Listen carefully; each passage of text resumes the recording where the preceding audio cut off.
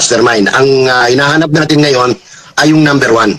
Kasi number one, bakit ko nasabi yan, Admar, Jade?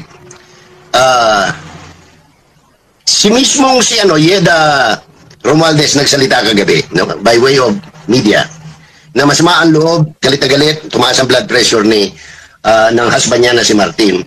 Dahil sa hindi niya akalain na yung kanyang pinagkatiwalaan na si Saldi ko ay makagagawa ng mga ganito, no? So, hindi pwedeng gumalaw si Ko.